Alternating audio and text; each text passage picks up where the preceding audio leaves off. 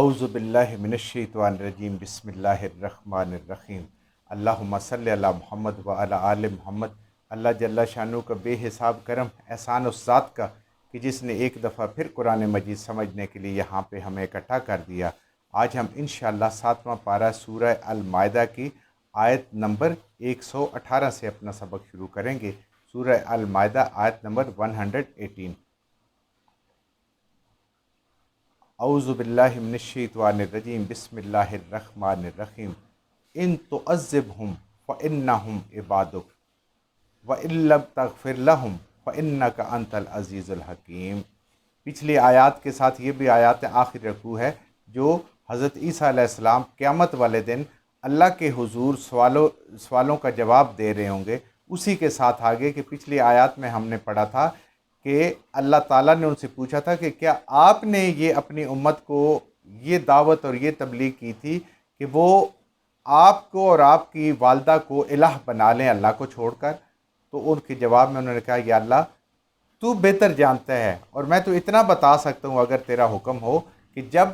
میں ان کے اندر موجود تھا اور جب میں ان کے اندر سے چلا گیا، ہر مخلوق پہ تو ہی نگہبان ہے، ان پہ بھی تو ہی نگہبان ہے۔ اب امت کا جو حال تھا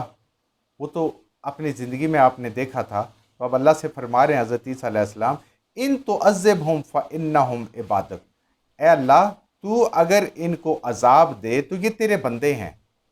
یہ تو ان کا مالک ہے، تو جو چاہے ان کے ساتھ سلوک کرے۔ جیسے انسان کے پاس کوئی چیز ہوتی ہے دنیا میں اور وہ اسی حساب سے اس کا سلوک کرتا ہے، چاہے تو اس کو رکھتا ہے، چاہے تو اس کو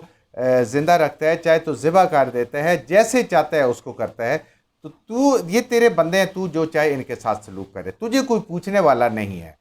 وَإِن تَغْفِرْ لَهُمْ، اور اگر تو ان کو معاف کر دے، ان کے گناہوں سے درگزر فرمائے، ان کے گناہوں پہ پردہ ڈال لے، بخش دے، ان کو رحم کر دے ان پہ، فَإِنَّكَ أَنْتَ الْعَزِيزُ الْحَكِيمُ، تو اللہ تو ہی بادشاہ ہے، تو ہی غالب ہے، تو ہی عزت والا ہے، تو ہی قدرت والا ہے، تو ہی شرک سے پاک ہے،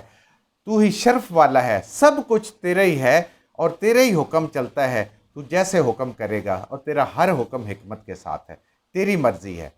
اب ایسی ہی تقریباً دعا حضرت ابراہیم علیہ السلام نے آگے کی، ہم انشاءاللہ وہ جب پڑھیں گے اس جگہ پہ پہنچ کے، لیکن اس کے بدلے میں دیکھیں آج ہمارا کیا حال ہے۔ نبی کریم صلی اللہ علیہ وآلہ وسلم جب اس دنیا سے تشریف لے جا رہے تھے تو امتی امتی ان کی زبان پہ تھا۔ جب اسرائیل آپ کی روح قبض کرنے کے لیے اللہ کے پاس جانے کے لیے آئے تو آپ نے کہا مجھے جتنی تکلیف دینی ہے وہ دے لے، میری امت کو تکلیف نہ ہو۔ آپ نے کبھی بھی اللہ سے یہ نہیں ہے کہ یا اللہ یہ تیرے بندے ہیں، ان کو میں تیرے حال پہ چھوڑتا ہوں۔ آپ نے کہا یا اللہ ان کو معاف کر، ان پہ رحم کر، ان سے درگزر فرما، ان کو آپس میں شرک سے ان کو بچا لے، ان کو گناہوں سے بچا لے۔ اور آپ نے آخر تک شفاعت اپنی امت کی اپنے ہاتھ میں رکھی، اللہ سے دعا کر کے، اور اللہ تعالیٰ نے اس چیز کو مانا ہے کہ قیامت والے دن جو سب سے بڑی شفاعت ہوگی، جن لوگوں کو سب سے زیادہ نفع ملے گا، جنت میں جائیں گے لوگ جن کا جہنم واجب ہو چکی ہے، وہ نبی کریم صلی اللہ علیہ وآلہ وسلم کے طفیل سے ہوگا۔ تو آج امت کا کیا حال ہے کہ وہ ایک سنت کو عمل کرنے کے لیے تیار نہیں ہے، آپ کی بات ماننے کے لیے تیار نہیں ہے، اللہ کا حکم ماننے کے لیے تیار نہیں ہے، لیکن کیا ہے کہ جنت کے وارث ہم ہیں۔ نبی کریم صلی اللہ علیہ وسلم کو بھی ناراض کریں، اللہ کو بھی ناراض کریں، اور جنت کے وارث بھی ہم لوگ ہیں۔ تو یہ دیکھیں حضرت عیسیٰ علیہ السلام جیسے اولو العزم پیغمبر بھی اللہ کے سامنے کہہ رہے ہیں کہ یا اللہ تیری مرضی،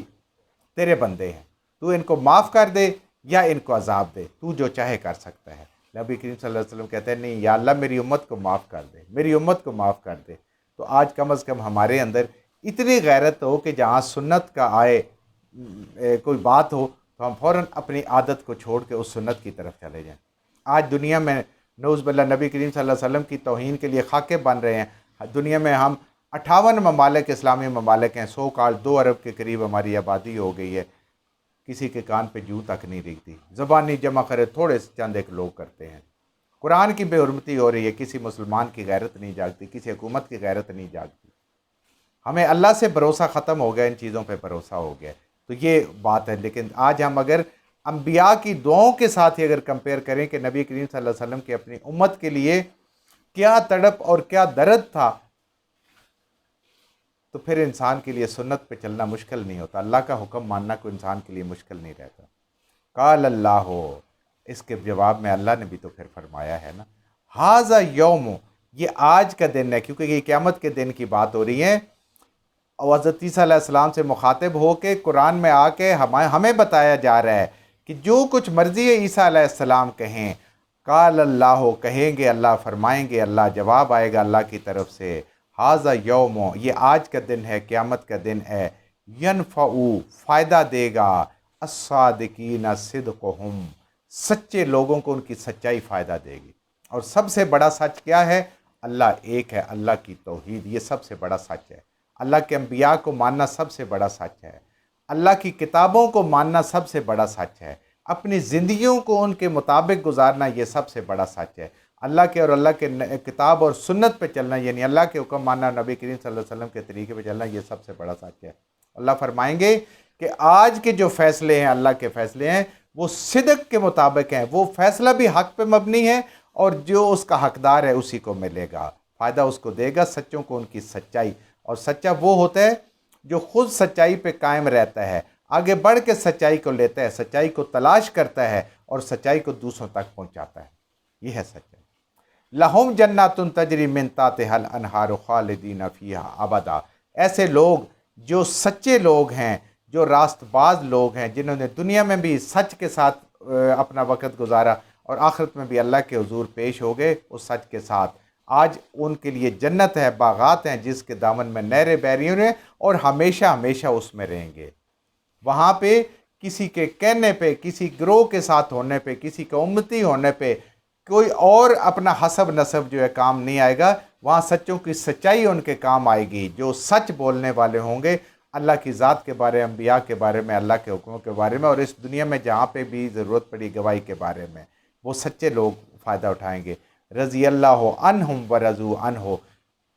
اللہ ایسے لوگوں سے راضی ہوتا ہے جو سچے لوگ ہوتے ہیں، جو صدیق ہوتے ہیں، اللہ ان سے راضی ہوتا ہے۔ ورضوا عنہ، اور وہ اپنے رب سے راضی تھے تو انہوں نے اس دنیا کو ٹھکرا کے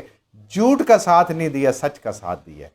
اللہ نے ہمیں مسلمانوں کو بصیرت امت یہی قرآن میں سکھایا ہے کہ ہمیشہ ان لوگوں کا ساتھ دو جو نیکی کے راستے پہ چلنے والے ہیں، جو لوگوں کے لیے آسانیاں کرنے والے ہیں، کبھی ان کا ساتھ نہ جو لوگوں کے لیے باعث تکلیف ہیں اور لوگوں کے ساتھ تکلیف کا معاملہ کرنے والے ہیں۔ اللہ ان سے راضی ہو گیا اور وہ اللہ سے راضی ہیں۔ ذالک الفوز العظیم، یہی بڑی کامیابی ہے، سب سے بڑی کامیابی اللہ کے ہاں کیا ہے؟ جو جہنم میں جانے سے بچ گیا اور جنت میں چلا گیا، یہ سب سے بڑی کامیابی ہے۔ جس نے جہنم کی ڈبکیاں لگائیں، کلمہ پڑھا ہوا اس کے بعد آیا، وہ اللہ تعالیٰ اس کو کامیاب نہیں کہہ رہے، کامیاب اس کو کہہ رہے ہیں جو جہنم سے بچ گیا، اس نے اپنی زندگی ایسی گزاری، اپنے اعمال ایسے گزارے کہ وہ جنت میں جانے والا ہو گیا۔ للہ ملک السماوات والارض، پھر یہ آپ سورت کی اس کی آخری آیت، للہ ملک السماوات والارض، اللہ کی ہی بادشاہی ہے، اللہ کی ہی حکومت ہے، اللہ ہی مالک ہیں آسمانوں کے اور زمین کے، جو کچھ اس کے اندر مخلوق ہے، جو پیدا کیا ہے، اس کا خالق، مالک، اور ان ساری چیزوں کا مدبر، ان کا بندوبست کرنے والا، اپنی مخلوق کا ان ساری چیزوں کی ضروریات کو پورے کرنے والا، سورج کو چمک دینے والا، اس کو روشنی دینے والا، اس کو گرمی دینے والا، انسانوں کی اور جنات کی اور حیوانات کی اور درندوں کی اور سمندر کی تہہ کے اندر بھی جتنی چیزیں اللہ تعالیٰ سب کی حفاظت فرما رہے ہیں، سب کو رزق دے رہے ہیں، سب کا خیال رکھ رہے ہیں، سب کو دشمنوں سے بچا کے ان کی زندگی کا بندوبست کیا ہوا ہے۔ جنگل کے اندر رہتے ہوئے، جس کو ہم کہتے ہیں جنگل کا قانون ہے، وہاں بھی شیر سے بچا کے اللہ تعالیٰ نے ہرن بھی اور کتنے معصوم قسم کے جانور اللہ تعالیٰ نے پالے ہوئے ہیں۔ ایسا نہیں ہو کہ وہ سارے ختم ہو جائیں، کیوں؟ اللہ حفاظت کرنے والا ہے۔ آج انسان کی کیا حیثیت ہے؟ اگر یہ کیڑے مکوڑے اور حشرات الارض اگر نکل آئیں تو ہم تو ان سے بھی نہیں بچ سکتے، یہ اللہ تعالیٰ نے ہمیں بچایا۔ شریر انسانوں کی شر سے اللہ نے ہمیں بچایا ہوا ہے، شیطان کی شر سے اللہ نے بچایا ہوا ہے، جنات کی شر سے اللہ نے صرف ہمیں بچایا ہوا ہے، کیونکہ وہ مالک ہے، بادشاہی اسی کی ہے، حکم اسی کا چلتا ہے۔ وما فیہن، اور جو کچھ اندر ہے، آسمانوں اور زمین میں جو اس کی مخلوق ہے، خواہ وہ فرشتے ہیں، خواہ اس کے نبی ہیں، خواہ وہ انسان ہیں، نیک لوگ ہیں، برے لوگ ہیں، سب کے سب اسی کے ہیں۔ کسی کو چیز کو نفع پہنچانے والی ہے تب بھی مالک اللہ ہے، اور کوئی نقصان پہنچانے والی چیز ہے تب بھی مالک اللہ ہے، تقدیر کا مالک بھی اللہ ہے۔ وَهُوَ عَلَىٰ كُلِّ شَيْءٍ قَدِيرٌ، اللہ وہ اللہ ہے ہر چیز پہ قادر ہے، جو وہ چاہے کرے، اس کو کوئی پوچھنے والا نہیں ہے، جو چاہے فیصلہ کرے، جو چاہے وہ پیدا کرے۔ اللہ وحدہ لا شریک ہے، اللہ تعالیٰ کو کسی سے پوچھنا نہیں ہے، کسی کو بتانا نہیں ہے، کسی کی مدد کی ضرورت نہیں ہے، اور ہر مخلوق انسان سمیت جو اشرف المخلوقات ہے وہ اللہ تعالیٰ کی محتاج ہے، قدم قدم پہ، ہر سانس پہ، ایک ایک سیکنڈ پہ اللہ کی محتاج ہے۔ اللہ ہمیں یہ صحیح سمجھ عطا فرما دے تاکہ ہم اپنی ہر ضرورت کے لیے اللہ کی طرف رجوع کریں اور انسانوں کی غلامی سے اور مخلوق کی غلامی سے ہم نکلیں۔ جو کچھ ہم نے صحیح پڑھا اللہ ہمارے ذہنوں میں، دلوں میں بٹھا دے، جہاں جہاں پڑھتے ہوئے بولتے ہم سے غلطیوں ہوگا، اللہ میں معاف فرما دے، اور ان غلط باتوں کو ہمارے ذہنوں سے، دلوں سے اللہ کی ذات نکال دے۔ آج الحمدللہ ہماری سورہ المائدہ ختم ہوگی، اگر زندگی رہی تو کل ہم انشاءاللہ سورہ الانعام کو شروع کریں گے۔